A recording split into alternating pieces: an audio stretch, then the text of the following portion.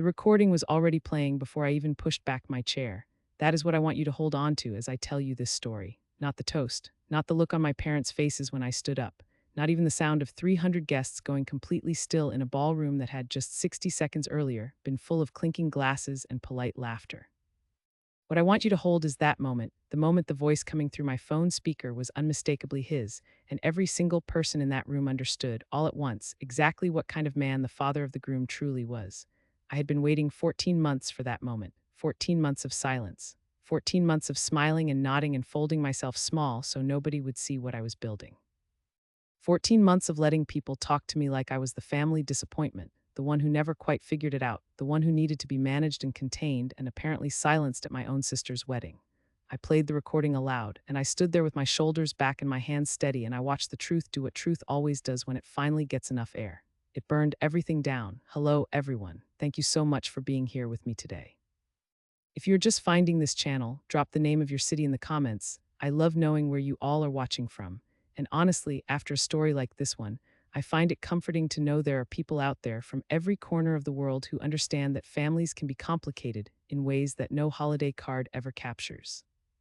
What you just heard, that opening, that is from the reception dinner at my younger sister Priya Mehta's wedding to Daniel Forsyth on a Saturday evening in late September of last year.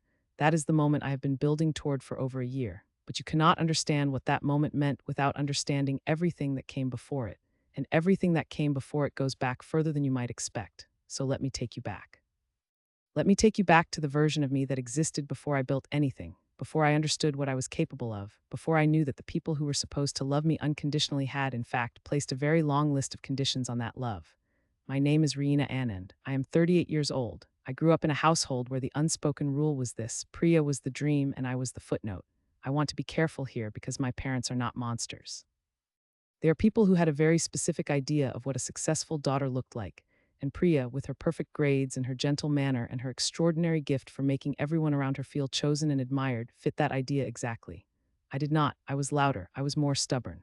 I asked too many questions and I challenged too many assumptions, and I had this unfortunate habit from about the age of 9 of telling people when I thought they were wrong. My father, Arvind Anand, is a retired civil engineer. My mother, Sunita Anand, spent most of my childhood managing the household and, as her primary creative project, managing the family's social reputation. She cared deeply about how things appeared. She still does. And for as long as I can remember, I was the thing in the family that did not appear correctly. Priya was 3 years younger than me, and from the moment she arrived, there was a reordering of priorities in our house that I only understood in retrospect. At the time, I just knew that I had to work harder for the same amount of approval, and sometimes harder was not enough. I left for university at 18 and did not look back. I studied business administration and then went on to get a master's degree in marketing strategy. I was good at it, genuinely, naturally good at the mechanics of how a business communicates itself to the world. I worked for other people for 7 years. I learned everything I could. And then at 31, I started my own consulting firm. I want to be precise about this because the number matters later. My firm, which I called Meridian Brand Consulting, started in the second bedroom of my apartment with a folding table and one laptop. By the time of Priya's wedding, it had grown into a company generating $347,000 in annual revenue, with 4 full-time employees, a lease on proper office space, and a client list that included 2 nationally recognized brands. I had built that, alone, without a single dollar of family money and without a single word of encouragement from the people who should have been my loudest supporters. My parents knew I had a business. They did not know its size. I had stopped volunteering financial details to my family years earlier, after a particularly memorable dinner at which my father listened to me describe a new client contract and then turned to Priya and asked how her pottery class was going. It was not cruelty. It was just the natural direction of his interest, and I had learned to stop swimming against that current. My mother's position on my career was delivered to me clearly and consistently over the years. She thought consulting was unstable. She thought I should have stayed at the large marketing firm where I had worked before going out on my own. She used the word sustainable with a frequency and a particular inflection that told me exactly what she meant, which was, I do not believe in what you are doing and I will not pretend otherwise. I had built something real, something that mattered, and I had done it while being told in 100 quiet and not so quiet ways that I probably wouldn't. If you have ever been counted out by someone who should have known better, you know exactly what that silence feels like. Not the silence of being ignored, the silence of being assessed and found wanting and then watched with a kind of patient certainty for the failure that was supposed to come. Priya met Daniel Forsyth at a fundraising gala 3 years ago. Daniel was charming, well-dressed, and the only child of Jeffrey Forsyth, a man who had made a considerable fortune in commercial real estate development, and who wore that fortune the way some people wear cologne, always present, never quite appropriate for the occasion. The Forsyths were, by any objective measure, wealthy. Jeffrey and his wife, Margaret Forsyth, lived in a large house in an expensive suburb, drove expensive cars, and had the particular confidence of people who have never had to wonder whether the numbers would work out. They were also, as I would come to understand over the months of wedding planning that followed Daniel and Priya's engagement, people who had very fixed ideas about the value of other people. I was introduced to Jeffrey Forsyth at the engagement dinner. He shook my hand, asked what I did, and when I said I ran a consulting firm, he made a sound that I can only describe as politely dismissive, a small exhale through the nose, accompanied by a slight shift of the shoulders as if he had been handed a business card he had no intention of keeping. He asked if it was going well, the way you ask someone if their hobby is going well. I told him it was. He said that was wonderful and turned to speak to someone else. I filed that moment away. I did not react. I had been filing moments away for a very long time. The wedding planning process was by any standard a marathon. Priya had always wanted a large, elaborate celebration, and the Forsyths were willing to fund it. This was generous, and I want to say that clearly. They opened their checkbook for a wedding that ultimately cost well over $200,000, and whatever else I think of Jeffrey Forsyth, that generosity was real. What was less real was the assumption that came attached to it, which was that paying for the wedding entitled the Forsyths, and particularly Jeffrey, to a form of authority over the proceedings that extended well beyond floral arrangements. My mother, eager to align with the family that was absorbing her favorite daughter, became Jeffrey's enthusiastic ally in this. The two of them formed a kind of unofficial planning committee that operated with the implicit assumption that everyone else's role was to express appreciation and stay out of the way. My role, specifically, was to stay out of the way and not embarrass anyone. This was communicated to me not in one conversation, but in a series of small, precise adjustments. When I offered an opinion about the venue, my mother looked at me the way you look at someone who has spoken at the wrong moment in a meeting. When I suggested a different structure for the rehearsal dinner, Jeffrey said, pleasantly but with complete finality, that he thought the current plan worked beautifully. When I asked whether I would be giving a toast at the reception, there was a pause, one of those pauses that contains an entire conversation, before my mother said that the program was already quite full. I let that land. I said that was fine. I was not fine, but I had learned over 14 months of paying attention that there was a larger conversation coming, and I did not want to spend my energy on the preview. The business, meanwhile, was growing. In the spring before the wedding, I signed a contract with a regional retail chain that represented the largest single account I had ever landed, a 2-year engagement worth $112,000. I brought on a fourth employee. I moved into office space that had a conference room and a kitchen and a view of the street below that I found on difficult days quietly reassuring. I did not tell my parents about the contract. I did not tell them about the new office. My mother called me every week or two, and our conversations were about the wedding. I answered her questions, and I asked about Priya, and I was pleasant and present and entirely strategic about what I chose to share. Because here is the thing about being dismissed for long enough. At some point, it stops feeling like rejection and starts feeling like cover. Nobody watches the person they've already decided doesn't matter. And that invisibility, which had once been a source of grief for me, had become something else entirely. It had become an advantage. Jeffrey Forsyth made his first comment about my business in front of other people in June, 4 months before the wedding. We were at a family dinner at the Forsyths' house, one of those gatherings that had the shape of a casual occasion but the structure of an audition. About 12 people around a long dining table, including both sets of parents, Daniel's 2 cousins, Priya, me, and a family friend of the Forsyths named Warren Chu, who was apparently some kind of financial advisor and who Jeffrey treated with the deference usually reserved for clergy. Somewhere between the main course and dessert, the conversation turned to careers. Warren Chu had just closed some kind of deal that Jeffrey found impressive, and this led to a general discussion of professional accomplishments that felt to me like the conversational equivalent of a room arranged so that one chair was clearly more comfortable than all the others. Jeffrey at some point turned to me with an expression of bright, performative interest and said, "Reena, remind me, you have a small business, don't you? Some kind of marketing?" I said yes. I said I ran a consulting firm. He nodded slowly. "That's wonderful. It's brave, starting something on your own." He paused. "It must be challenging, though. The market for that kind of work is quite crowded, I'd imagine." My mother, from her end of the table, offered a small sound of agreement. I looked at Jeffrey and I smiled. "It's competitive," I said, "but we've had a strong year." He tilted his head slightly as though I had said something charming but not entirely credible. "Well, good for you." Then he turned back to Warren and asked him something about interest rates. My sister Priya, sitting across from me, caught my eye for just a moment. She gave me a small, apologetic smile, the smile she had been giving me our entire lives, the one that said, "I know this isn't fair, but please don't make a scene." I gave her a smile back. It didn't reach my eyes. That night in my car on the drive home, I called my attorney, Catherine Sousa. Catherine had been my business lawyer for 4 years. She was meticulous, slightly terrifying in the best possible way, and had the gift of listening without interrupting. I had hired her originally for contract work, but over the years she had become someone I trusted with more than just paperwork. I told her about the dinner, about Jeffrey's comments and my mother's alignment with them, and the growing sense I had that something was being orchestrated, though I couldn't yet name it precisely. Catherine listened.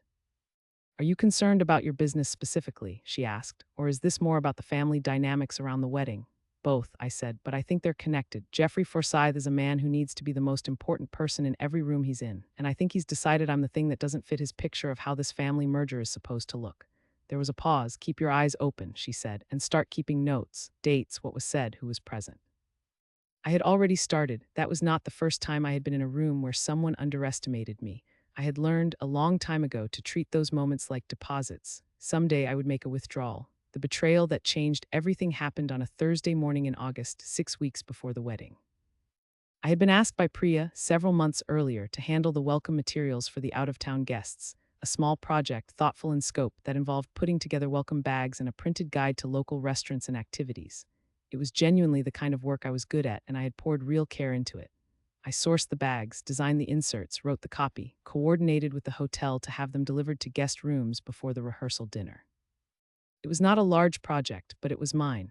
Priya had trusted me with it, and I had treated it like I treated every piece of work I did, with complete professionalism.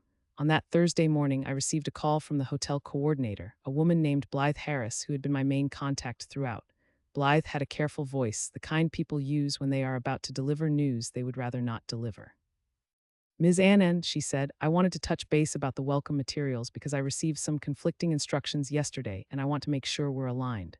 My stomach moved in a way I did not like. "What kind of conflicting instructions?" There was a brief hesitation. "Mr. Forsyth, the elder Mr. Forsyth, called yesterday afternoon and indicated that the welcome package concept had been revised.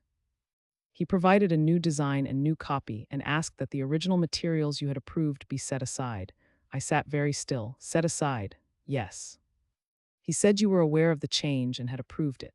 I had not approved any change. I had not been consulted about any change. I had not spoken to Jeffrey Forsyth about the welcome materials at any point. "Blythe," I said, keeping my voice completely level, "can you tell me when exactly this call happened?" "Yesterday, around 3 in the afternoon." "And did he send the revised materials by email?" "He did, to my direct inbox and to our events manager." "I'm going to need copies of those emails," I said. "For my records, can you forward them to me?" She said she could. She sounded relieved that I was not yelling, which told me she had been prepared for yelling. I hung up. I sat at my desk for exactly 2 minutes, not moving. Then I picked up my phone and I called my sister. Priya answered on the third ring. There was noise in the background. She was at a lunch or a coffee somewhere with ambient sound. "Hey," I said. "Did you know that Jeffrey replaced my welcome package design?" The ambient noise continued for a moment. "What?" "He called the hotel yesterday and told them the design had been revised. He sent new copy and new materials. He told the hotel coordinator that I had approved the change, which I had not." Priya was quiet. I could hear her moving, the sound changing as she stepped somewhere more private. Her voice dropped. "Reena, I didn't know about this." "I believe you," I said, and I did. This had the particular shape of something done without her knowledge, because Jeffrey Forsyth was not the kind of man who asked permission. "What I need to know is whether you want my materials or his." Another pause. "Can I call you back in an hour?" She called back in 2. She sounded careful, the way she always sounded when she was navigating between me and something that was making her uncomfortable. She told me that she had spoken to Daniel, and that Daniel had spoken to his father, and that Jeffrey had explained that he had simply noticed some areas where the materials could be strengthened and had taken the initiative to address them. "He took the initiative," I repeated. "I know how that sounds. Priya, he replaced my work and told the hotel I had agreed to it. He lied to the hotel coordinator." "I know." Her voice was tight. "Daniel says his father does things like this. He gets an idea and he just moves on it, and he doesn't always think about how it lands." "I'm going to ask you one more time. Do you want my materials or his?" There was a long pause. "His are already loaded into the hotel system," she said finally. "And Mom thinks it might cause more problems if we try to switch back at this point." My mother had been consulted. Of course she had. "Okay," I said, "I understand." After I hung up, I sat at my desk for a while longer, watching the street below my office window. A couple walked by with a stroller. A delivery truck idled at the corner. The world continued in its entirely ordinary way, completely indifferent to the fact that something had just shifted inside me. I opened my email and I drafted a message to Blythe Harris at the hotel, thanking her for the heads up and confirming that Jeffrey's materials would be used. I was professional and pleasant. I asked her to keep the original email thread for her records, which she would find a normal administrative request and which was, in fact, anything but. Then I opened a document on my laptop that I had labeled simply Notes, and I typed the date and a brief summary of what had happened. I added the time. I noted who had been present in each conversation and what had been said. Then I saved it and I closed my laptop and I went back to work. The pattern, once I saw it clearly, could not be unseen. Jeffrey Forsyth had decided, somewhere in the months of wedding planning, that I was a problem, not because I had done anything wrong. Not because I had caused conflict or made demands, but because I existed in a form that did not match his expectations. I had a business he found unimpressive. I had opinions he found inconvenient. And in the architecture of the family that was about to be constructed around his son's marriage, he wanted the foundation to be one he had personally approved. The easiest solution was simply to make me small enough that nobody would look at me too closely. Over the weeks that followed, I started to see the shape of his campaign with the kind of clarity that only comes when you have been paying careful, patient attention for long enough. There was the matter of the seating chart. I discovered, through a text from a cousin named Deepa who thought she was doing me a favor, that the original seating arrangement, which had placed me at the head family table, had been revised. In the new arrangement, I was at a table on the other side of the room, near the back, seated with people I had never met. When I brought this up to my mother, she said the room layout had changed and this was simply how it worked out. I added it to my document. There was the matter of the bridal party photos. The photographer, a woman named Sofia Delgado who had been hired by the Forsyths, had been given a shot list. My name did not appear on it. Not as a family member, not as the sister of the bride, not in any capacity. I was to be in the general family photo, and that was the extent of it. Deepa, who had been included on the shot list, found this strange enough to mention. She had a habit of smoothing her earring when she was uncertain about something, and she did it twice while she told me, which meant she knew it was worse than she was making it sound. I added it to my document. There was the matter of the program. The wedding ceremony program, designed by a printer hired by the Forsyths, listed family members in the order of importance implied by the families involved. My parents were listed. Priya was listed. Daniel's family was listed extensively. I was listed as Reena, Priya's sister, in a smaller font at the bottom of the family acknowledgement section. No last name, no mention of any role in the wedding planning. I added it to my document. And then there was the rehearsal dinner. The rehearsal dinner was held at the Forsyths' home, the Friday evening before the wedding. About 40 people, immediate family and close friends, seated at round tables in a large room that had been decorated with understated elegance, cream flowers, soft lighting, the kind of aesthetic that communicates money without appearing to try. I arrived in a dress I had bought specifically for the occasion, a deep green that I knew suited me well. My hair was done. I was, by any objective measure, looking exactly as composed as I felt inside, which was to say not at all, but I had been performing composure for a very long time and I was extremely good at it. Dinner was served. The conversation at my table was pleasant and superficial. I had been seated, I noticed, with Daniel's cousin Liam Forsyth, who was in his mid-20s and spent most of dinner talking about a trip to Portugal, and two family friends whose names I did not catch and who did not seem particularly interested in catching mine. Jeffrey moved through the room like a man who had rehearsed being charming. He stopped at each table, said something warm and brief, received the appreciation that was offered, and moved on. When he reached my table, he paused, placed a hand briefly on the back of an empty chair, and said, "Reena, so glad you could be here," as though I were a +1 and not the bride's sister. I smiled. Of course. He moved on. Later in the evening, after dinner, Jeffrey stood to welcome everyone and offered a toast to his son and future daughter-in-law. It was well constructed, warm, funny in the right places, genuinely affectionate. You could see why Daniel adored him. You could see why Priya was charmed. He had the gift of making the room feel like it was the most important room he had ever stood in, and everyone in it felt the warmth of that. After the toast, there was a period of open mingling. I found myself near the kitchen doorway, holding a glass of sparkling water, when I overheard a fragment of conversation from the hallway just beyond. The voice was Jeffrey's, low, assured, caring in the way that voices do when the speaker has never had reason to worry about being overheard. The consulting thing is just not going anywhere. Arvin knows it. She's been at it for years, and it's still essentially a side project. Very sweet that she tries, but I did not hear the rest. The person he was speaking to responded at a volume I could not catch, and then there were footsteps and the conversation moved away. I stood very still for a moment. A woman I did not know passed me in the doorway and smiled politely. I smiled back. I took a sip of my sparkling water. Very sweet that she tries. $347,000 in annual revenue, 4 employees, a 2-year contract with a national retail chain. A client list that I had built one relationship at a time, through work that was good enough that people came back and referred others and wrote testimonials I did not have to ask for. Very sweet that she tries. I set my glass down on a nearby tray. I walked to the powder room and I closed the door and I stood at the sink for approximately 90 seconds, letting myself feel precisely and completely how much I wanted to walk into that hallway and tell Jeffrey Forsyth exactly what my last 3 years had looked like in revenue terms. I did not do that. Instead, I took out my phone and I made a note of what I had heard, the exact words I could remember, the approximate time, and the location. Then I straightened my dress and I went back to the party, and I spent the rest of the evening being exactly the kind of pleasant, unremarkable presence that Jeffrey Forsyth expected me to be. He had no idea that I had spent the past 3 months building something he was about to walk directly into. Let me tell you about the moment things changed. Not the wedding, not even the rehearsal dinner, the actual moment when I stopped gathering evidence and started building a response. It was a Tuesday afternoon in July, about 10 weeks before the wedding. I was in my office finishing a client presentation when my phone rang. It was an unknown number with a local area code, and something made me answer it even though I rarely answered unknown calls. The voice on the other end was male, older, and slightly formal. He introduced himself as Robert Kwan, and he said he was calling because he was a business journalist working on a profile piece about emerging mid-sized consulting firms in the region. He had been referred to me, he said, by a previous client who had spoken highly of Meridian Brand Consulting's work. We talked for about 40 minutes. He asked good questions about my founding story, about my client philosophy, about the specific kinds of work I specialized in. He was particularly interested in the retail chain contract, which he had apparently learned about through industry channels. He wanted to know what I attributed my growth to and whether I had faced particular challenges as a woman-owned business. I answered honestly, I had faced challenges. The challenges had made me better at what I did.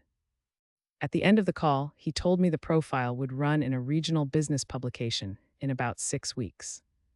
He asked if he could follow up with a photographer for a headshot and a photo of the office. After I hung up, I sat for a long moment. 6 weeks. The issue would be out approximately 2 weeks before the wedding. I am not a superstitious person. I do not believe in signs, but I do believe in timing, and I had learned over years of building a business that timing, when it presents itself, is something you do not ignore. I called Catherine Sousa that evening. I want to know, I said without preamble, whether there is a legal issue with Jeffrey Forsyth replacing my work at the hotel and telling the coordinator I had approved it. Catherine's voice was precise. Describe the incident exactly. I did. I had my notes. When I finished, there was a brief pause. It's probably not actionable on its own, she said, but the misrepresentation to the hotel coordinator is worth noting. He told a third party that you had consented to something you hadn't. That is a misrepresentation of fact.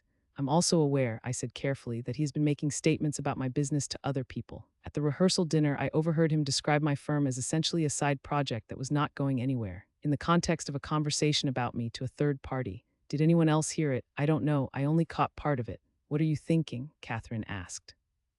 There was a quality in her voice, not exactly concern, more like the focused attention of someone who is beginning to understand the shape of something.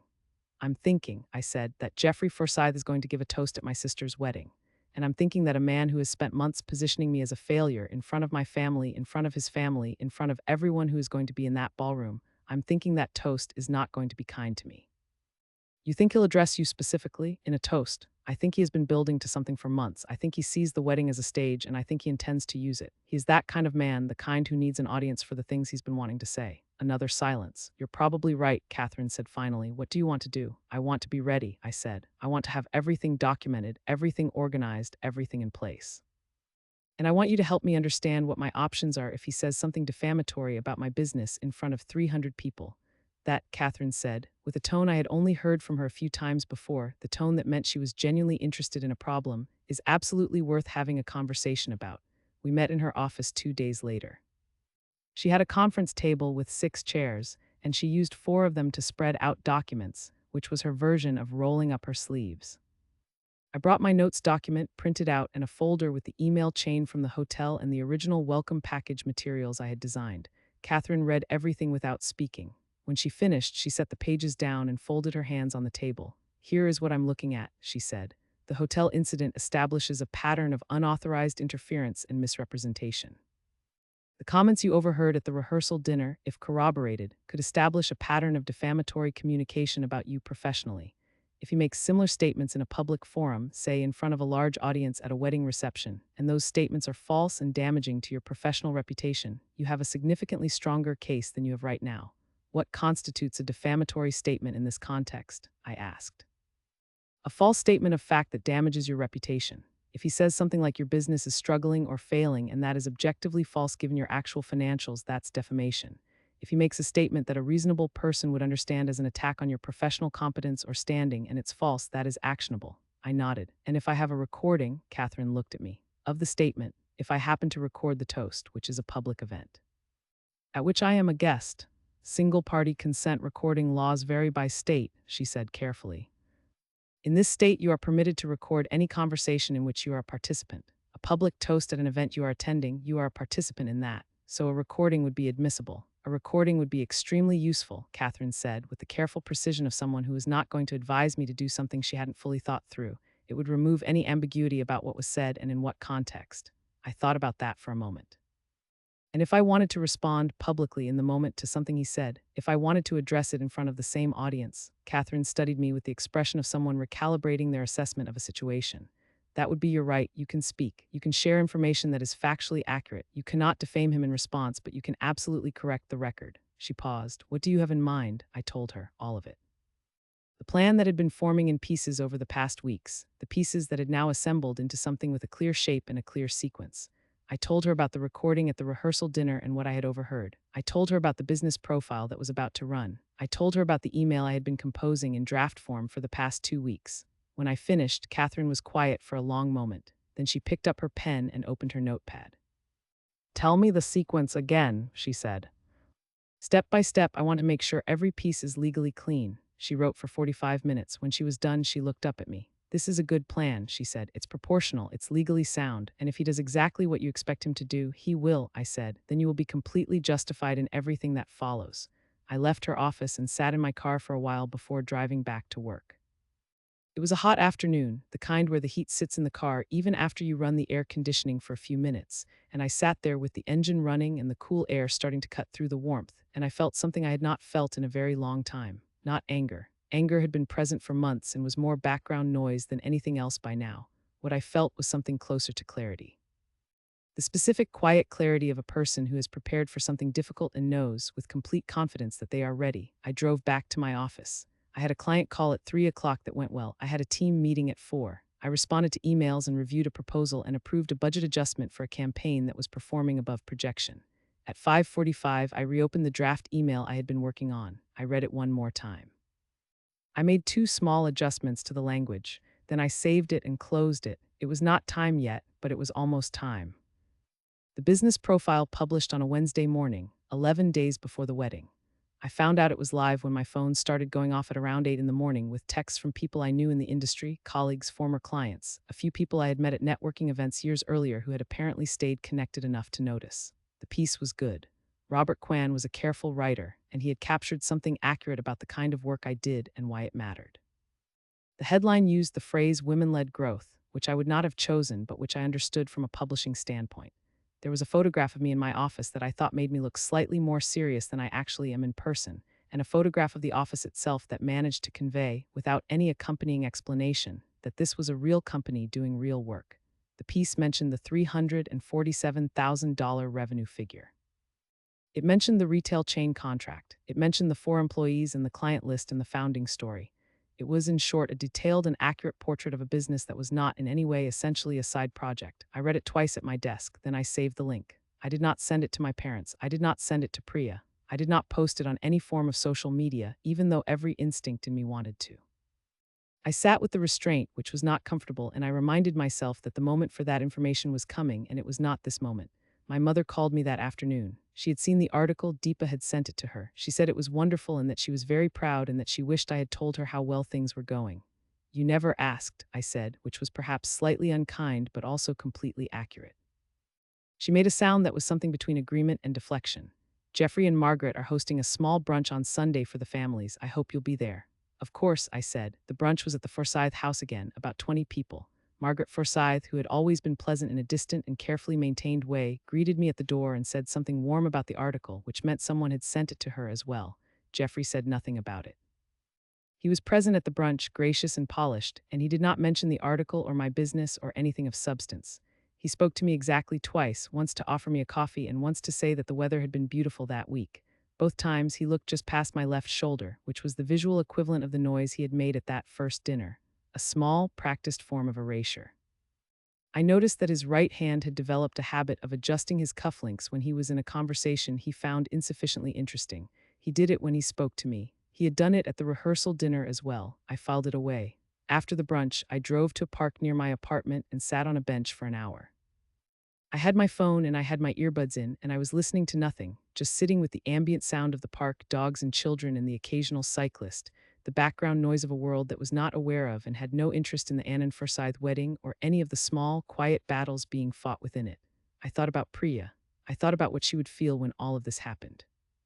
I had spent weeks trying to find a version of events in which Priya did not get caught in the wreckage, and I had been unable to build one because Jeffrey's chosen stage for whatever he intended to do was her wedding.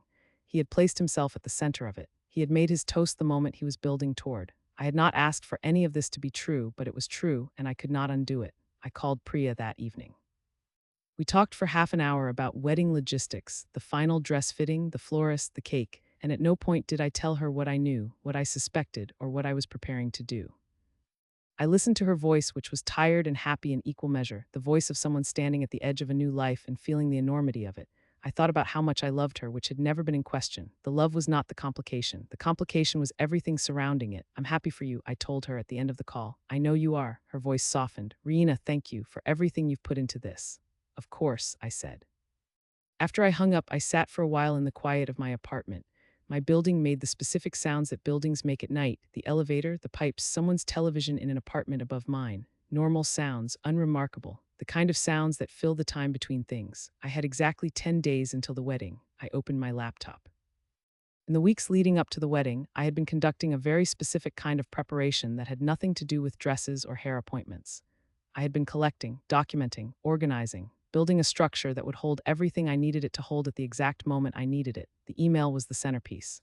I had composed it over the course of about 6 weeks in careful drafts, always saving it and returning to it and refining it. It was addressed to a distribution list that I had assembled with considerable thought: the business journalist Robert Kwan, 3 of my largest clients, 2 industry colleagues whose opinions carried weight in my professional world, the hotel coordinator Blythe Harris, and a small number of other people whose presence on the list served specific purposes. The email contained 2 things. First, a factual summary of the pattern of misrepresentation that Jeffrey Forsyth had engaged in regarding my business and my professional standing, including the hotel incident and the verbatim notes from my overheard conversation at the rehearsal dinner. Second, a copy of the business profile, which served as a factual corrective to the misrepresentation. It also contained, at the bottom, a simple statement: the distribution of this email was being made in the interest of correcting false information that had been shared with multiple parties over multiple months, and any further questions could be directed to Catherine Sousa, whose contact information was included. The email was ready. It had been ready for 2 weeks. All it needed was a reason to be sent. I also had something else. At the rehearsal dinner, I had been holding my phone when I was near the kitchen doorway. I had not turned on the recording app before I overheard Jeffrey's conversation. The moment had been accidental. But after the rehearsal dinner, I had thought carefully about the wedding itself and about Catherine's point about single-party consent, and I had made a decision. I had a small, unobtrusive wireless earbud that I sometimes used for calls. The recording application on my phone could run in the background, invisible, for hours. At a wedding reception, nobody thinks twice about seeing someone occasionally check their phone. I did not tell anyone about the recording setup. Not Catherine, though she had told me it was legal, and I trusted that. Not any member of my family. Not Deepa, who had become a sympathetic presence over the weeks of wedding planning and who had sent me the article link with a text that said, "You deserve this," which had stayed with me.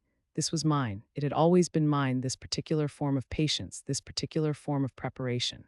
I had built a business on it. I had built my entire adult life on it. You learn, when you have been counted out often enough, to keep your strategies to yourself until the moment they are needed.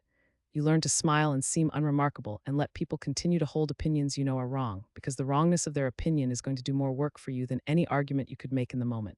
You learn to wait. The week before the wedding, I had 3 things that Jeffrey Forsyth did not know existed. I had my documentation. I had my draft email. And I had my recording application. I also had something he almost certainly had not anticipated. I had Robert Kwan's cell phone number, with his expressed interest in a follow-up piece if anything newsworthy developed around my business. I had texted him 2 days before the wedding to mention that I would be attending a large family event and that there was a possibility of a situation that might be relevant to a story he would find interesting. I did not give him details. I did not need to. Journalists understand the language of possibility. He responded within 20 minutes. He said he would keep his phone on. I went to my final dress fitting on Thursday, 4 days before the wedding. The dress was a deep plum color, floor length, elegant without trying too hard. I had spent more time choosing it than I would normally spend on a dress, because I had known for months that I might be standing up in it in front of 300 people, and I wanted to look like someone who had always been exactly where she was supposed to be. The woman who did my fitting, whose name I did not catch but who had the focused efficiency of someone who had spent 20 years making people look their best, made a small adjustment to the shoulder seam and stood back to assess. "Beautiful," she said. "You look like you know something other people don't." I looked at myself in the mirror for a moment. "I do," I said. On the Thursday before the wedding, I had a final call with Catherine. She went through the checklist the way she always did, methodically, without hurry, leaving no item unaddressed. She confirmed that the documentation was in order. She confirmed that the email was legally clean. She reiterated the parameters of what I could and could not say in a public setting and reminded me, with the dry precision that I had come to love about her, that the goal was not to destroy Jeffrey Forsyth, but to correct the record and protect my professional reputation. "Those two things might look similar from the outside," I said. "They might," she agreed, "but they are not the same thing, and it's important that you know the difference." "I know the difference," I said. "I know you do." A pause. "Reina, you've done everything right. Everything is documented. Everything is in order. Every step of what you're planning is legally sound. If he says what you think he's going to say, you have every right to do what you're planning to do." "I know. How are you feeling?" I thought about it. Not the diplomatic version of how I was feeling, the actual answer. "Steady," I said finally. "I feel very steady." "Good." Her voice had the warmth that it occasionally let through when she wasn't being exclusively professional. "Call me after. I want to know how it goes." The morning of the wedding was beautiful, one of those late September mornings that feels like an apology for the summer, clear and cool and lit in a way that makes everything look slightly better than it actually is. I woke up at 6:30, made coffee, and sat at my kitchen table for a long while, doing nothing in particular. I thought about what I had built, not Meridian Brand Consulting, though that was part of it. I thought about the structure of preparation I had built over the past 14 months, the documentation and the legal consultation, and the careful, patient accumulation of everything I would need. I thought about all the moments I had chosen not to react when every instinct in me wanted to. I thought about the dinners and the brunches and the planning meetings and the phone calls and the small, repeated humiliations that I had absorbed without acknowledgement, because I had understood from the beginning that the time for acknowledgement was coming and it was not yet. I had a manicure appointment at 8. I was in the bridal party getting ready suite at 10, though my role there was largely peripheral, a presence at the edges of the photographs, someone to whom hair and makeup people offered touch-ups, a warm body in a room full of the energy of a wedding morning. Priya was radiant. She was genuinely, heartbreakingly radiant, and I felt the fullness of that, the uncomplicated joy of watching someone I loved standing at the beginning of something good. Whatever happened that evening, this moment was real. The love was real. I had to hold on to both of those things simultaneously, and I was capable of doing so because I had been holding complicated things simultaneously my entire life. The ceremony was beautiful. The officiant had a voice that suited the occasion. Daniel cried when Priya came down the aisle, which endeared him to me in a way that all the pleasant dinners and pleasant conversations had not quite managed. He loved her. That was real too. My parents sat in the front row and wept in the particular way of parents whose daughter is marrying well, with a combination of pride and relief that was entirely sincere and that I was glad to witness. Jeffrey Forsyth stood with his wife and watched his son get married, and for a single unguarded moment, right after the vows, right before the officiant pronounced them, I saw something cross his face that was not performance. Something real and soft and paternal. He loved his son. Whatever he was, whatever he had done and intended to do, that was real. I looked away. The reception began at 6:30. The ballroom of the hotel was exactly what $200,000 of wedding planning produces, beautiful and precise and full of flowers that had no business being that color and yet somehow were. I found my table, which was not the table where I was supposed to be sitting 3 months ago, but where I had been placed in the revised arrangement.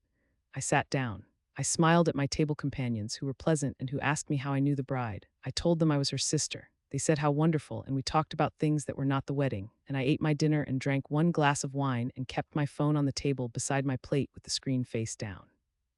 The toasts began at 8:15. Priya's maid of honor went first. She was funny and warm and had clearly written her speech with genuine love. People laughed, and then there was that collective exhale of an audience that has been moved. Daniel's best man went next. He was adequate. He told a story about Daniel in college that was harmless and mildly amusing.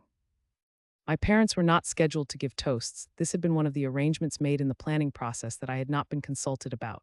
It was another small revision in the architecture of the event, another quiet reassignment. Then Jeffrey stood. He had a microphone. He had index cards, which he held in his right hand, though he did not look at them. He had the ease of a man who has given many speeches in many rooms and understood the power of a pause. He began warmly. He talked about Daniel's childhood and the pride of watching him become who he was.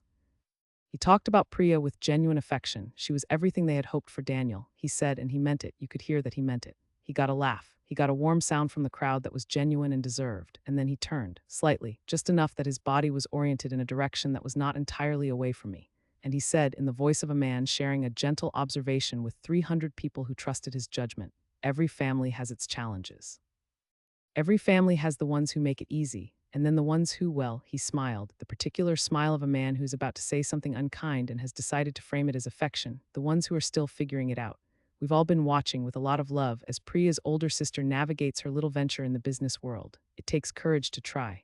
Not everyone is cut out for the corporate path, and there's no shame in that. We wish her the very best in whatever direction her journey takes her. He moved on immediately, back to Daniel, back to warmth, wrapping the toast with something graceful about the future. The applause came. I had been completely still during all of it. My hands were flat on the table. I had not moved. My face had not changed. I had been waiting for exactly this, and now it was here, and I let the applause happen, and I let the sound of the room fill back in, and I let Jeffrey begin to settle back into his chair. And then I stood up. The room did not register it immediately. People were still talking, still clapping in the trailing way that follows a toast. A few people at the tables nearest me looked over. A server who had been approaching my table stopped. I picked up my phone. I had been running the recording since 6:45 that evening, more than 90 minutes of ambient sound capped by what I had just captured with perfect clarity. I pressed a button, and Jeffrey Forsyth's voice filled the room. Not from where he was sitting, from my phone held at the edge of the table at a volume that cut through the ambient noise with the particular authority of a voice people had not expected to hear replayed. The ones who are still figuring it out. We've all been watching with a lot of love as Priya's older sister navigates her little venture in the business world. It takes courage to try. Not everyone is cut out for the corporate path, and there's no shame in that. I stopped the playback. The room was now entirely focused on me. 300 people, many of whom had just watched Jeffrey give a toast, now watching a woman in a plum dress standing at a table near the back of a ballroom holding a phone. My parents were staring at me. My mother's hand had gone to her collarbone. My father had set down his fork and was completely motionless. Priya was looking at me with an expression I could not read from where I was standing, something between alarm and something else, something that might have been the very earliest edge of understanding. Jeffrey had gone still, very still. His cufflinks were not being adjusted. My name, I said clearly at a volume that carried without effort, is Reena Anand. I am Priya's older sister, and I would like to take just a moment to respond to what was just said. I pressed another button. Not the recording this time. I'm sending an email right now, I said, to a list of people that includes a journalist who published a business profile of my firm 11 days ago, 3 of my current clients, and several colleagues in my industry. The email contains documentation of a pattern of false statements that have been made about my business and my professional standing, including the statement made in this room 2 minutes ago. The email also contains my firm's actual revenue figures, our client list, and the contract we signed this spring with a regional retail chain. I looked directly at Jeffrey when I said the next part. My firm generated $347,000 in revenue last year. I have 4 employees. I have been operating for 7 years, and I have never had a year without growth. That is what figuring it out looks like, and I wanted everyone in this room to have the accurate information. I paused. The silence in that ballroom was the kind that has texture. You could feel it pressing against the skin. I love my sister, I said, and my voice changed slightly, the way voices do when you mean something completely. I am so proud of who she is and so happy for her tonight. This is her night, and I would not be standing here if I thought for one moment that staying silent was an option. I sat down. The room held the silence for another breath, 2 breaths. Somewhere near the front, a chair moved. A server resumed their path through the room, because the world does not stop for revelations, even the kind that happen in ballrooms. Jeffrey Forsyth was looking at the table in front of him. His wife Margaret had placed her hand over his, and she was not looking at him either. She was looking somewhere toward the middle distance with the careful expression of a woman who is processing something very quickly and has not yet decided how she feels about it. My mother was crying. Not from grief, I thought, or not only from grief. From the specific complicated emotion of a person who has been presented without warning with a version of their child they had not allowed themselves to fully see. My father was looking at me. He was looking at me the way he had looked at Priya on the aisle, with full attention, with the particular weight of a parent who is finally, in this moment, actually seeing. I looked back at him. I did not smile. I did not have to. Deepa, at a table 2 away from mine, was gripping her napkin with both hands. She looked at me and she gave me a single nod, slow and certain. Priya left her head table. I watched her cross the room toward me, her dress making the slight sound of fabric on floor, her face composed in a way that I recognized as effort. She reached my table and she crouched down next to my chair, which was not graceful in a floor-length gown but was entirely her, always choosing closeness over elegance. "Are you okay?"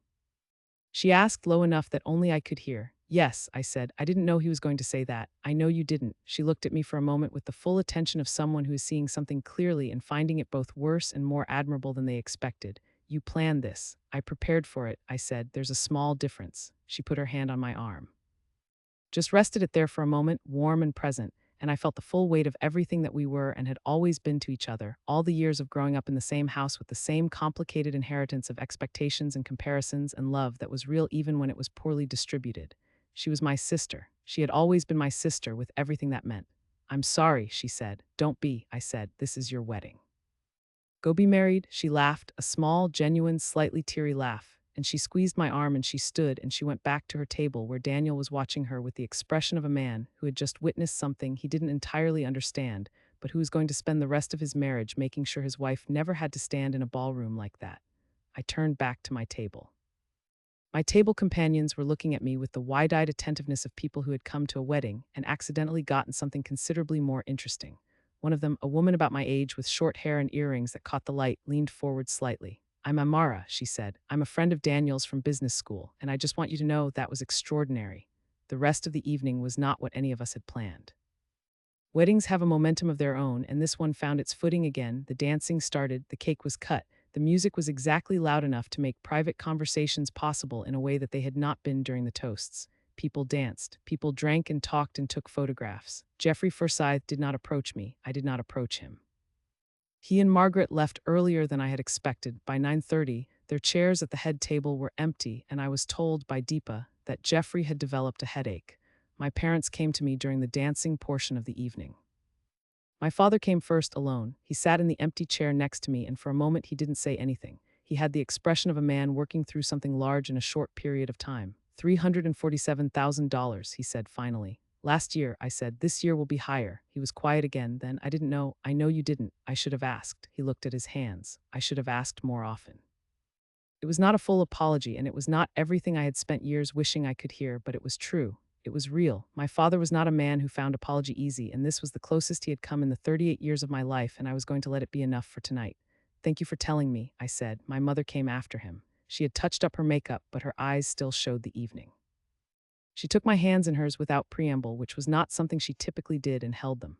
"I am sorry," she said. "I let that land." "For the welcome package," I said. "You knew he was going to do that." Her expression shifted, a small, controlled movement of the muscles around her eyes. "I thought it would be easier," she said. "I thought if there was no conflict." "It was not easier for me," I said. "It was never easier for me." She pressed my hands once and then let go. "I know that now." A pause. "I have always been proud of you. I have not always shown it." That was more than I had expected. I looked at my mother, this woman who had spent my entire life managing everything around her, including me, with a kind of determined practicality that I had grown up resenting and had only recently begun to understand as its own form of love, imperfect and sometimes damaging but real at its core.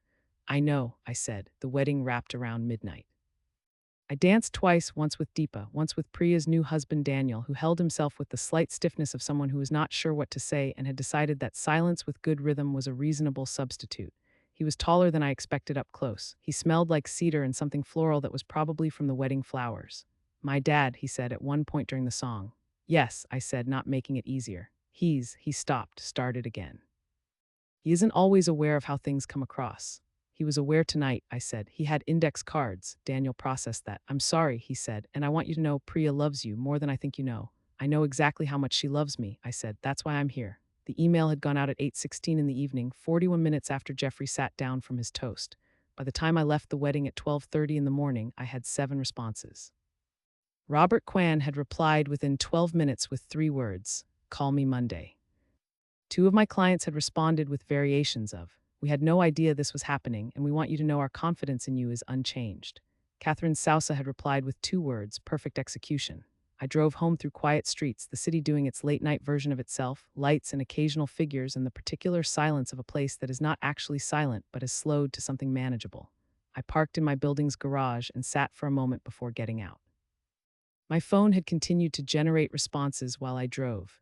I put it face down on the passenger seat and left it there and sat in the quiet of my car in the orange-tinged dimness of a parking garage at 12:40 in the morning, and I let myself be still. I had done it, not the revenge part, that was too simple a word for what had happened. What I had done was correct the record. I had stood in a room full of people who had been handed a version of me that was false, and I had offered them the true version, and I had done it with full documentation and legal clarity, and exactly the kind of composure I had been practicing for 14 months. Jeffrey Forsyth, I knew, would face consequences that would unfold over time rather than all at once. The email had gone to people whose opinions mattered in the professional world he occupied, not his real estate world, but the edges of it, the social and reputational fabric through which money and influence moved. Robert Quan was going to write a follow-up piece. I did not know what it would say, but I knew it would be accurate because I had provided accurate information and Robert Quan was a careful journalist. My parents would be processing what they had seen for a long time. My relationship with them would not transform overnight. Relationships that have been built over decades do not restructure themselves in a ballroom. But something had shifted, and I had felt it in my father's voice and my mother's hands, and that shift was real. Priya was married. She was, by all evidence, genuinely happy. Her husband loved her in the uncomplicated, present way that people who are still at the beginning of love manage to love, and I hoped with everything I had that it lasted, that it deepened, that it grew into the kind of thing that would carry both of them through the years ahead. I had not come to that wedding to blow anything up. I had come prepared because Jeffrey Forsyth had telegraphed his intentions across 14 months of dinners and comments and small, deliberate erosions, and I had been paying attention. I had let him make every move. I had let him build the stage. And then when he stood on it and said exactly what I had known he would say, I had handed 300 people the information they needed to assess the accuracy of his words. That is not revenge. That is simply refusing to let a lie go uncontested. I got out of my car. I rode the elevator to my floor. I unlocked my apartment and went inside and dropped my bag on the chair by the door and stood in my kitchen drinking a glass of water in the specific silence of a night that is over. On the kitchen table, where I had left it before going to get my hair done that morning, there was a single printed page, the business profile from Robert Quan's publication. I had printed it 2 weeks earlier when it first went live. I had kept it on the table not as a trophy but as a reminder of what it looked like when someone told the truth about what you had built. I picked it up. I read the headline one more time. Then I folded it in half and put it in the drawer where I keep things I want to keep, and I turned off the kitchen light. Tomorrow I would call Catherine. Tomorrow I would call Robert Quan. Tomorrow there would be conversations and next steps and the ongoing, unglamorous work of following through. Tonight I was a woman who had built something real, who had been told it wasn't real, and who had stood up in a ballroom in a plum dress and made sure 300 people knew the difference. That was enough for tonight. Some people in the weeks that followed told me I had gone too far, that a wedding was not the place, that I had made my sister's night about myself. I understood why they felt that way, and I want to be fair to that perspective. They were not wrong that I had chosen a stage, and that the stage belonged first and always to Priya. What they did not understand was that Jeffrey Forsyth had chosen that stage months before I did. He had chosen it when he stood up with his index cards and his polished voice and his 300 captive witnesses, and decided that his future daughter-in-law's wedding was the right moment to tell the world what he thought of me. I had not put us both in that room. He had. I only made sure we both left it with the same information available to everyone present. Jeffrey did not contact me directly. I did not expect him to. The follow-up piece by Robert Quan ran 3 weeks later, framed as an examination of how small business owners navigate family dynamics and professional reputations. It was broader than I had expected and did not name Jeffrey directly, but it quoted me, and it included the revenue figure, and anyone who knew the story knew the story. Jeffrey's name did not appear, which was both legally careful on Robert's part and in a way more effective than naming him would have been. The absence of his name in a story that was clearly about him said something that his presence would not have. My mother called me every week after the wedding, which was more frequently than she had called before. The calls were different. She asked about the business now, with the specific attention of someone who had realized she had been looking in the wrong direction. It was imperfect and sometimes halting, and occasionally she reverted to old habits, but she was trying, and I had decided that trying was worth something. Priya and Daniel honeymooned in Japan and came back with photographs that made me genuinely, uncomplicated lie happy. She called me the week they returned and we talked for 2 hours. Talked about things we had never talked about, the years growing up, the ways we had both been shaped by the same household in different directions, the particular loneliness of being loved in a way that misses what you actually need. We cried a little, we laughed more. At the end of the call, she said, "I'm glad you stood up." "I know," I said. "Dad told me about his conversation with you at the wedding." "He did. He said you looked like you had been waiting for him to see you for a long time." She paused. "Had you?" I thought about that. About 38 years of bringing home the best grades I could get and starting a business from a folding table and building something real and doing it all in a house where the compass had been pointed somewhere else. "Yes," I said, "a very long time." Meridian Brand Consulting signed 2 new clients in October, one of whom had attended the wedding and reached out after reading Robert Quann's follow-up piece. Revenue for the year ended at $412,000, $65,000 more than the previous year. I hired a 5th employee in November, a young woman named Jade Park who had exactly the instinct for client communication that I had been looking for in a hire for over a year. I took the team to dinner in December to celebrate the year. We sat at a round table at a restaurant I like, nothing extravagant, just good food and the particular warmth of people who have worked hard together and know it. And I looked around the table at these 4 people who had built this thing with me, and I felt the specific fullness of someone who has arrived somewhere they were told they would never reach. I had been called a lot of things since that night in the ballroom: petty, dramatic, calculated. People who were not in the room had opinions about what I had done, and people who were in the room had opinions too, and almost all of those opinions had been offered to me unsolicited, and almost none of them had moved me in any direction.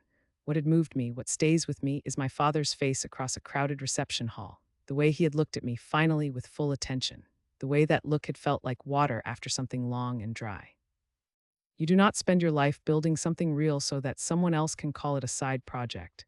You do not spend your life wanting to be seen so that you can, at the end, accept invisibility as a permanent condition. You build the thing and you document the work and you wait for the moment when the truth has enough room to speak for itself, and then you stand up. The weeks after the wedding settled into a different kind of quiet than the quiet I had lived in before it. The pre-wedding quiet had been strategic, the silence of a person holding something tightly, waiting for the right moment to open her hand. The post-wedding quiet was something else. It was the quiet of aftermath, of the particular stillness that follows a long-anticipated event when the event has finally, completely happened. I had been wrong about one thing. I had expected Jeffrey Forsyth to go silent after the ballroom. I had expected the kind of retreat that proud men make when they have been publicly corrected, a dignified withdrawal, a reframing of events in which he had simply been misunderstood, a gradual fading of the incident into the background noise of family history. I had underestimated how much Jeffrey Forsyth hated being wrong. The call came on a Tuesday morning, 10 days after the wedding. Not from Jeffrey directly, he had not yet descended to that. It came from my mother, who had the careful voice she used when she was acting as an intermediary and did not entirely want to be. "Jeffrey has asked if there is a possibility of a conversation," she said, "between you and him. He says he would like to address what happened at the wedding directly." I held the phone for a moment. "What kind of conversation?" "He didn't say exactly. I think he wants to clear the air." A pause. "Reena, he reached out to your father as well. He said the email you sent created some difficulties for him professionally." I had expected this. The email had gone to people in Jeffrey's extended professional circle, not his real estate contacts, but the social professional overlap where wealth and reputation intersected. Robert Quann's follow-up piece had been careful not to name him, but in a network of a certain size, carefully not naming someone is its own form of naming them. "I'll meet with him," I said. My mother sounded relieved. "I think that's wise. He suggested his office next Friday." I thought about that. Jeffrey's office was his territory, a deliberate choice of venue, a man putting himself behind his own desk to conduct a conversation he had designed to go in a particular direction. "His office is fine," I said. I called Catherine immediately after hanging up with my mother. "He wants a meeting," I told her. "His office." He said my email created difficulties for him professionally. Of course he did. Her voice had the slightly sharpened quality it got when she was already thinking 3 steps ahead. "He wants to manage the situation.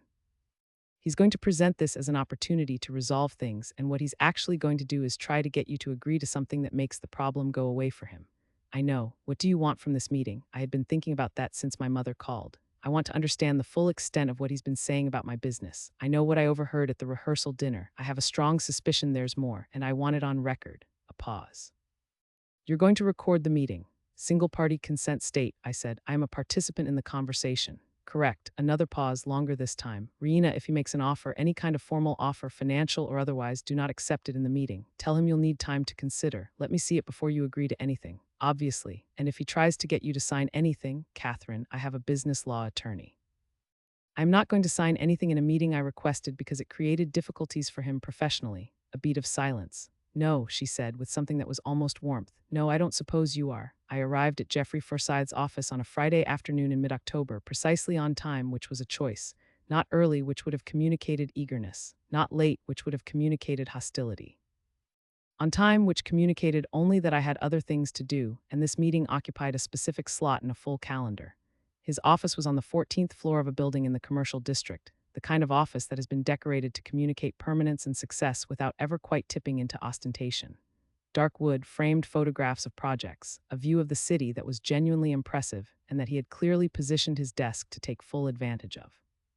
A woman at the reception desk offered me water with the polished efficiency of someone who had been trained to make visitors feel simultaneously welcomed and slightly outclassed. Jeffrey met me himself at the door to his inner office rather than having his assistant fetch me, which was a calculated move in the direction of warmth. He was wearing a suit without the jacket, which communicated that this was a casual, collegial conversation between people who could relax with each other. He offered his hand and I shook it.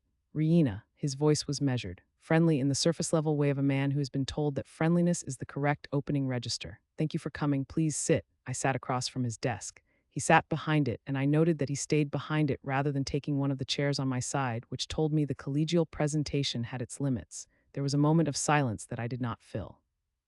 I had learned over years of client meetings that silence is most useful to the person who is willing to wait it out, and I was almost always the person willing to wait it out. Jeffrey set his hands on the desk. I appreciate you agreeing to this conversation, he began. I've been thinking a great deal about the wedding, and I want to start by acknowledging that my toast was poorly worded. He said it carefully, the way someone says a thing they have rehearsed. I did not intend to cause offense. I looked at him steadily. You had index cards, a brief pause. His expression did not change, but something behind it adjusted, a micro-recalibration. I use notes to organize my thoughts. That doesn't mean every word was as precisely chosen as it might have been. The word you used was venture, I said, and little, you called it my little venture in the business world. I kept my voice completely even. Those are fairly specific words for imprecision. His right hand moved almost imperceptibly toward his cufflink. He caught himself. I understand why you found that offensive. I'm here because I'd like to find a way forward. What kind of way forward did you have in mind? I asked. He leaned forward slightly. I think we both know that the situation has become charged.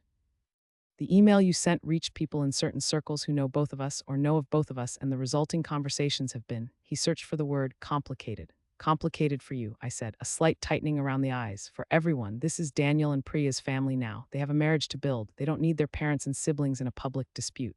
I agree completely, I said, which is why I would have preferred that none of this had happened.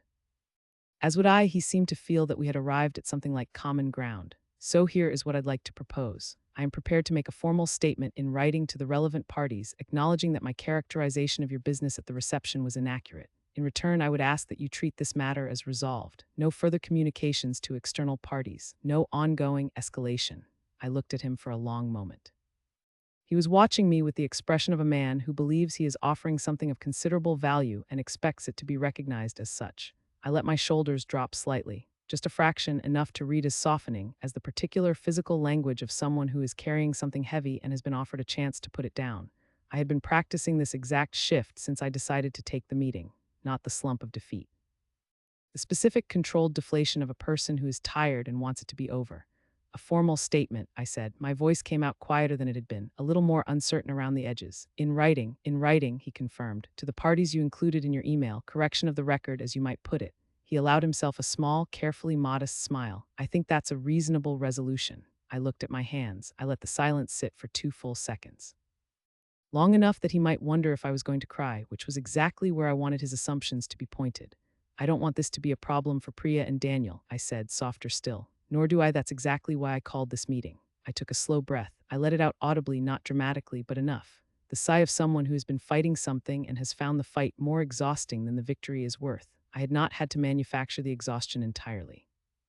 14 months of strategic patience did leave a residue. I knew what that weariness felt like in my body, and I borrowed its texture now for my performance, which made the performance very convincing. What would the statement say? I asked. He had a document ready. Of course he did. He slid it across the desk, a single printed page, 3 paragraphs already drafted. I picked it up and read it. It was a carefully worded acknowledgement that his comments at the reception had not accurately reflected the scale or success of Meridian Brand Consulting, followed by a sentence expressing his respect for my professional accomplishments, followed by a sentence expressing his hope that the families could move forward in a positive spirit. It was, as a document, genuinely adequate. It was also not the point. I looked up at him. I let my expression do the work of someone who has been hoping for more and has found something that will have to do. I think this could work. His posture relaxed by degrees, the way a man's body relaxes when he believes a negotiation has concluded in his favor. I'm glad, he said. I think this is the right outcome for everyone. I nodded slowly. I folded the document and held it in both hands in my lap. I would want to review this with my attorney before anything is finalized. Just to make sure the language is complete. A brief flicker. Of course, that's reasonable. I'll be in touch by the end of next week. I stood. I offered my hand and he took it, and his handshake was warmer than it had been when I arrived, the handshake of a man who believes he has contained a problem. I appreciate your willingness to find a resolution, he said. He was doing the thing that men in his position often did at the conclusion of a negotiation they believed they had won, becoming slightly more magnanimous than necessary, generosity as performance. I know this hasn't been easy. I looked at him with an expression I had been saving for this exact moment. Not warmth, not coldness. The specific, unreadable expression of a person who is looking at something slightly different than what the other person thinks they are looking at. It really hasn't, I said. I left his office and walked to the elevator and pressed the button and stood with my back to the receptionist's desk until the doors opened. Inside the elevator, with the doors closed and the 14th floor rising away above me, I allowed myself exactly one moment of full expression, a long exhale, eyes closed, the particular feeling of someone who has just executed a difficult thing and knows they executed it well. Then I opened my eyes and straightened my posture and took out my phone. I stopped the recording at 2 hours and 43 minutes. I saved it to 3 separate locations. Then I opened my messages and typed to Catherine, meeting done. He gave me a draft statement and asked for no further escalation. Recording is saved. Call you in 20 minutes. I walked out of the building into the October afternoon, which was cool and gray and unremarkable, and I stood on the sidewalk for a moment feeling the specific quality of a trap that has been loaded and set and is now simply waiting. He thought the document he had given me was the resolution. He had not read page 2. There was no page 2 in the document he had handed me. There was going to be a page 2 in the document I gave him back. I had discussed this with Catherine 2 weeks earlier, before I had even agreed to the meeting. She had drafted it in the careful, precise language of someone who knew exactly where the lines were and how close to them she could walk. Page 2 was a clause that acknowledged, in the specific language of legal instruments, that the statements made about Meridian Brand Consulting over the preceding 12 months, including but not limited to the statement made at the reception on the date in question, constituted a pattern of professional misrepresentation, and that the signatory agreed that any future statements of a similar nature would constitute grounds for legal action under applicable defamation statutes. It also contained a single sentence requiring Jeffrey Forsyth to provide, within 30 days of signing, written documentation of any statements he had made about my business to any third party not already addressed in his formal statement. That last sentence was the one that mattered most. Because I had reason to believe, from 2 separate conversations I had had in the weeks since the wedding, that Jeffrey's comments about my business had not been limited to dinners I was present at. Warren Chu, the financial advisor from the first dinner, had reached out to me through a mutual professional contact. He had been brief and cautious, but his message had contained a sentence that I had read 4 times. I want you to know that some things were said in my presence that I thought at the time were unfair, and I would be willing to speak to that if it became relevant. It was about to become relevant. I called Catherine from my car. He took it, I said when she answered. Did he read it carefully? He drafted his own document and handed it to me. He did not expect a counter document. Perfect. A brief pause. How did he seem? Relieved, I said. He thinks I'm tired and want it to be over. Are you tired? Enormously, I said, but that's not the same thing as done. She made a sound that was her version of approval, a brief, precise acknowledgement like a single note of music. I'll prepare the final version with the clause. I'll send it to you by tomorrow morning. Take a few days before you send it back to him. Let him sit with the feeling of having won. Already planned, I said. I did not send the document back to Jeffrey for 5 days. During those 5 days, I continued to work. I took a client meeting on Monday that went well. I reviewed the quarterly numbers with my office manager, a practical and precise woman named Fatima Osai, who had been with me for 3 years and who expressed satisfaction with the figures the way she expressed satisfaction with most things, with a single nod and the observation that this was better than projected. On Wednesday, I had coffee with Deepa, who had become, in the months of wedding planning and its aftermath, something closer to a genuine friend than the cousinette family events relationship we had maintained for years. She had the quality I valued most in the people around me. She was honest without being unkind, and she was perceptive without broadcasting her perceptions. She wrapped her hands around her coffee cup.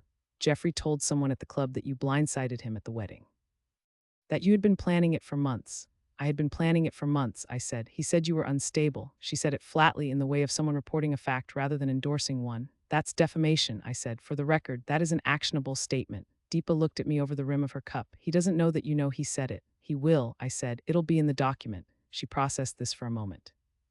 Then she set her cup down with a small, decisive movement. I would be willing to provide a written statement, she said, about what I have personally observed and heard over the past year, if that would be useful. I looked at her. You're sure Jeffrey has spent 2 family gatherings this year making me feel like a secondary character in a story about himself. She picked up her coffee again. I'm sure. I sent the document to Jeffrey on a Friday afternoon, timed so that he would receive it at the end of his working week, after his assistant had left for the day, when there was no one immediately available to advise him on how to read it. This was deliberate. I wanted him to read it alone, without the buffer of professional counsel, and to have a full weekend to sit with what page 2 said before he could do anything about it. Catherine had called it a precision instrument, which was her highest compliment. I received a phone call from Jeffrey on Saturday morning at 9:40. I did not answer. I let it go to voicemail. His voice on the message was controlled, but there was something underneath the control, not quite anger, more like the sound of a man who has opened something he expected to contain one thing and found something else entirely. Reina, I've had a chance to review the document you sent. I have some questions about the additional language. I'd appreciate a call back.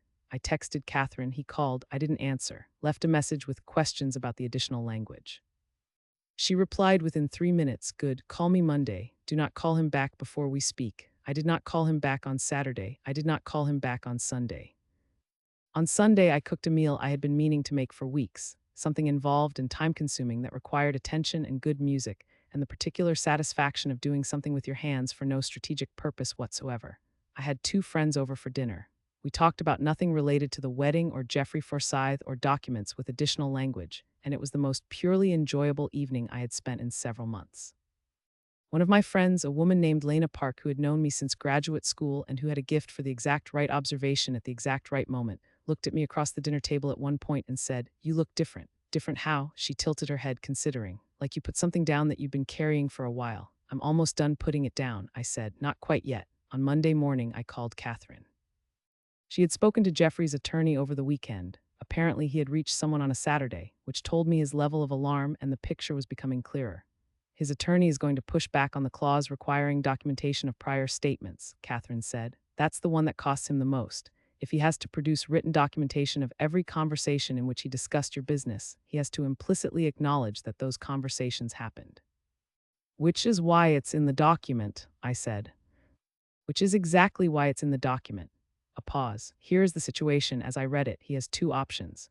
He signs the full document, including the clause, and in doing so acknowledges the pattern and accepts the legal constraint on future statements.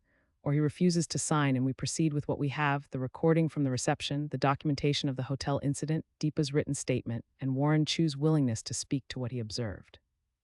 What does his attorney recommend? I don't know for certain, but I would guess they're advising him to negotiate the clause down, remove or soften the documentation requirement. Which I will not accept, I said. Which I assumed you would not accept, Catherine said. But here is the part I want you to think about carefully. He's going to come back with a counter. He's going to soften the language on page 2 and present it as a reasonable compromise. He's going to feel that he has conceded by acknowledging the pattern at all, which in his mind is a significant concession, and he's going to expect you to feel the same way. And what do I do when he presents the counter? You sign it. I paused. You want me to sign the softened version. I want you to sign what I am going to prepare for you to sign, Catherine said carefully. Which will be his softened language with 2 additions he will not notice until it has already been signed, notarized, and filed. The 2 additions, which Catherine explained to me over the next 40 minutes, were elegant in the specific way of things built by someone who is very good at what they do. The first was a provision that made the acknowledgement of misrepresentation applicable to any statements already made to third parties, not just future statements, a retroactive scope that Jeffrey's attorney would focus on eliminating, and in focusing on eliminating, would fail to fully account for.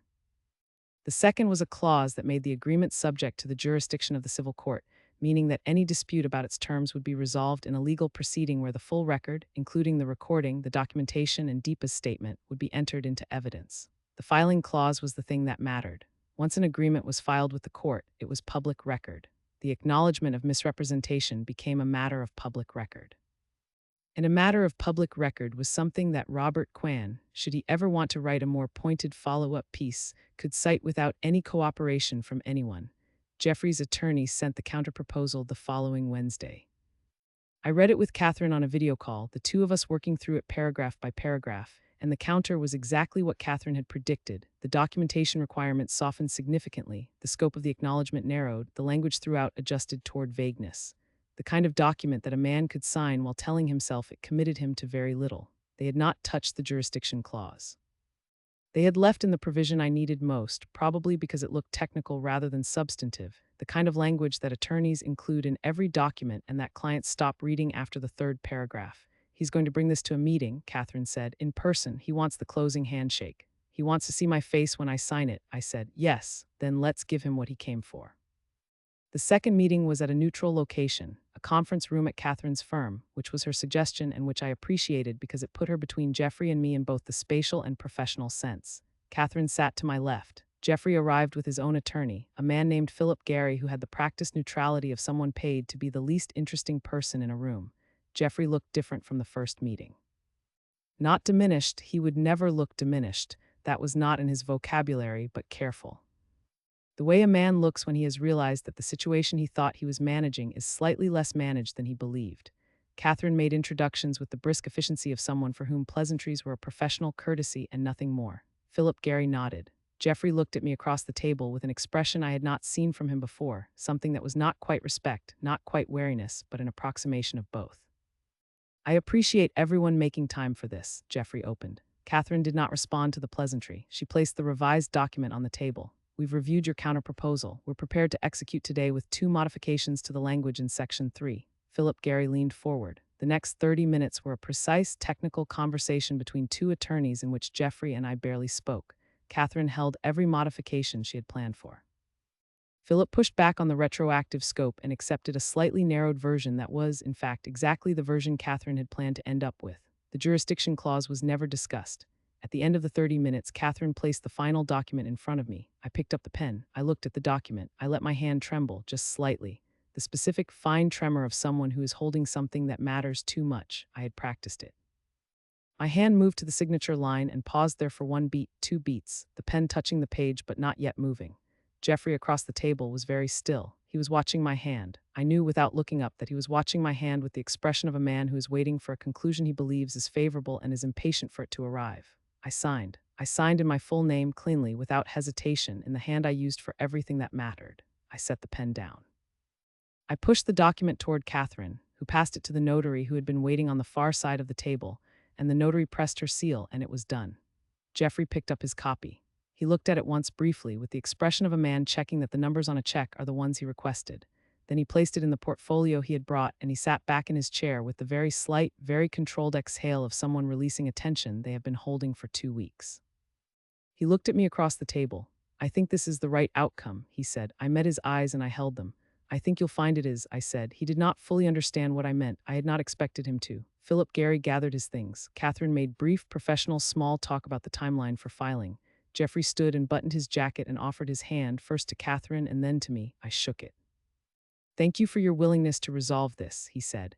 I looked at him one final time with the expression I had held in reserve since the first meeting, not triumph, not warmth, simply the clear, unencumbered gaze of someone who knows something the other person does not yet know they have handed them. Of course, I said. He left with Philip Gary. I heard the elevator in the hallway. The conference room was quiet. Catherine placed the executed copy of the agreement in her briefcase with the careful movements of someone handling something she considers well made. Then she looked at me. It's filed tomorrow morning, she said, and then it is public record. She allowed herself a small, precise smile, the rarest expression in her professional register. He thought he'd won. In 48 hours, he'll start to understand what he actually signed. I drove home through the late afternoon, the city doing its October version of itself, leaves on the ground, the early dark beginning to announce itself at the edges of the sky. I thought about the documents in Catherine's briefcase. I thought about Warren Chu's message sitting in my inbox, his willingness to speak to what he had observed. I thought about Deepa's written statement, already drafted and signed. I had not used all of my materials. I had not needed to. The agreement was enough. The filed agreement, with its jurisdiction clause and its retroactive acknowledgement, was enough. The rest was a reserve I hoped I would not need and knew I could deploy if I did. The trap had been set for 2 weeks. It had now been sprung, and the thing that made it a great trap rather than a good one was that Geoffrey Forsyth had walked into it with complete confidence, believing every step of the way that the ground was solid. I pulled into my parking garage and sat in the familiar orange-tinged quiet of it. I thought about the recording that had played in a ballroom full of people. I thought about the email that had gone out at 8:16 in the evening. I thought about the moment my father had looked at me with full attention for what might have been the first time. I thought about Priya crouching beside my chair in a floor-length gown because she always chose closeness over elegance. Then I got out of my car and went upstairs and made myself a cup of tea and sat at my kitchen window watching the street below, and for the first time in 14 months I did not have anything I needed to prepare. The public record entry of the agreement was filed on a Thursday morning. Catherine sent me the confirmation at 9:47. I was in a client meeting and felt my phone vibrate in my pocket and did not check it until the meeting ended, but I knew what it was. By the following Monday, Robert Kwan had filed a formal information request. By the Thursday of that week, a short item had appeared in a regional business publication, not Robert's outlet, a different one, smaller, noting that a commercial real estate developer had signed and filed an agreement acknowledging that statements made about a local consulting firm owner had not accurately reflected the business's standing. It named Geoffrey. It named me. It quoted the relevant language from the agreement. It was 4 paragraphs long. It ran on page 12 of the business section. In the scale of news, it was nothing. In the scale of a certain kind of professional reputation, in a certain kind of social network, in the particular ecosystem where Geoffrey Forsyth existed and operated, it was not nothing at all. My mother called me the day the item ran. Her voice had the careful quality I had come to recognize as her processing register, the tone she used when something had clarified in a way she was still adjusting to. "I saw the article," she said. "Yes. Geoffrey called your father. I imagine he did. She stopped. He's very angry, Rena." "I know," I said. "Was this your intention from the beginning, the filing?" I thought about how to answer that, not the tactical answer. She deserved more than that. "My intention from the beginning was to make sure the record was accurate," I said. "When he handed me that agreement and asked me to let it go, I let him believe that I was letting it go. I wasn't. I was making sure that what happened was documented permanently and correctly. That's not the same as revenge. It's the same as a correction that can't be erased." A long pause. "He went too far," she said finally. It was not quite an apology and it was not quite a judgment, but it was the clearest she had ever been about it, and I recognized the cost of saying it. "He did," I said. "So did I," she said, very quietly. That sentence, 2 words in my mother's careful, managing voice, with the weight of all the years of not quite seeing sitting behind them, landed somewhere specific and necessary. "I know," I said. "Thank you for saying so." We talked for another hour. It was not the easiest conversation of my life, but it was one of the more honest ones, and honest had always been what I was after. Geoffrey did not contact me again. His attorney sent a letter to Catherine in the 3rd week of November, raising the question of whether the agreement had been executed under material misrepresentation, whether, in other words, I had led him to believe the document was one thing while intending it to be another. Catherine responded with a 4-page letter that I did not read in its entirety because the relevant content was in the first paragraph, which stated that all terms of the agreement had been reviewed by both parties and their respective counsel prior to execution, and that any claims to the contrary would be vigorously contested in the very jurisdiction established by the agreement itself. Philip Gary did not respond to that letter. The consequences for Geoffrey were not catastrophic. I want to be precise about that. He did not lose his business. He did not face criminal charges. What he faced was the specific and lasting damage that attaches to a person in a community of reputation when it becomes public record that they made false statements about someone else's professional standing and were required to formally acknowledge it. In his world, that was meaningful. 3 of the professional associations he held memberships and received copies of the filed agreement. 2 of them responded by removing him from their advisory boards. His standing in the circles he had cultivated for years shifted, not dramatically but perceptibly. The invitations became slightly less frequent, the introductions slightly more careful. He knew, and everyone who mattered in his world knew, what he had done and what it had cost him. Margaret Forsyth sent me a handwritten note in December. It was brief and formal and expressed a kind of regret that was careful about not assigning too much specific blame, but it was genuine. I could feel the effort it had cost her to write it, the pride she had swallowed to put the words on paper. I wrote back a brief, warm note in return because Margaret had not been the architect of any of this, and I believed in being accurate about that. Daniel and Priya came to my apartment for dinner in November, 2 of them arriving with wine and the slightly tentative energy of people who are not entirely sure what version of an event they are about to be invited into. We sat at my kitchen table and ate and talked with the gradual ease of people finding, carefully, a new version of something. Daniel apologized for his father in the specific way of adult children who love their parents and know their faults simultaneously, with full acknowledgement and a clear-eyed understanding that the fault was not his to carry, but that he was going to carry some of it anyway because that was how families worked. I accepted the apology. I told him I didn't hold it against him and I meant it. After dinner, after Daniel had stepped away to take a phone call, Priya and I sat across from each other at my cleared kitchen table with the particular quiet of sisters who have arrived, by a long and complicated route, at something they should have had years ago. She looked at me the way she had looked at me from across that ballroom on her wedding night, with the full weight of recognition, of finally seeing the thing she had been looking at from too close a distance to see clearly. "I'm sorry it took me so long," she said. "You were always on my side," I said. "You just didn't always know how to show it." She reached across the table and took my hand, and we stayed like that for a moment, quiet and imperfect and real. In December, Meridian Brand Consulting closed out its best year since founding. $412,000 in revenue, a fifth employee, two new client accounts including the one from Amara, the woman at the wedding who had called what I did extraordinary and who turned out to be the marketing director for a mid-sized technology firm looking for exactly the kind of consulting work I specialized in. She had sent me an email the Monday after the wedding with the subject line, "I meant what I said. When can we talk?" Jade Park, my newest hire, turned out to be the best instinctive communicator I had brought onto the team, with a gift for client relationships that reminded me of something I had learned early in my career and then forgot to look for in the people around me: the ability to make a client feel genuinely understood rather than managed. I moved offices in January. Not far, same part of the city, but larger, with a conference room that could hold 12 people and windows on two sides, and a kitchen with a proper coffee machine that Fatima had specified in the lease requirements with the matter-of-fact certainty of someone who understood that this was non-negotiable. On the first morning in the new office, I walked through the space before anyone else arrived, just me and the echo of footsteps and the January light coming through the east windows. I thought about the folding table, the second bedroom, the single laptop in the first client call, and the quiet, private certainty I had carried from the very beginning that what I was building was real, regardless of whether anyone looking at it from outside could see that yet. I had been right. I had been right about that from the beginning, and I had spent years maintaining that certainty against considerable pressure. And the maintenance had cost me something, not the business, which had flourished anyway, but the easier version of the story, the one where the people who should have known better had known better, and I had not had to stand up in a ballroom and correct the record in front of 300 people. I did not regret standing up, not for a single moment. What I felt standing in the empty office on a January morning was not triumph or vindication. Those were too small and too loud for what this was. What I felt was something quieter and more durable. The feeling of a person who has been true to what she built all the way through and arrived somewhere that matches the truth. My phone buzzed, the first email of the morning from a prospective client who had read about Meridian in a piece Robert Kwan had published 2 weeks earlier, his third piece on the company, this one focused on the new office and the expansion plans and the retail chain contract. Robert had called it a trajectory. I had called it a plan. I started a reply.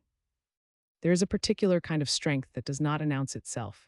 It does not arrive in a single moment of courage. It accumulates in the small and daily choices to keep building, to keep documenting, to keep your eyes open and your evidence organized and your attorney on speed dial. It looks from the outside like patience. From the inside, it feels like knowing. If you have been told that what you are building does not count, that the path you chose is not the right path, that the room does not have a seat for you, I want you to hold what you know about what you are building more tightly than you hold what they say about it. Because the day will come in some form or another when the record gets corrected. It always does. You just have to be ready to be the one who corrects it. Hit that like button if this story stayed with you. Share it with someone who needs to hear it. And drop the word steady in the comments below if you are building something right now that the people around you cannot fully see yet. I see you. Keep building.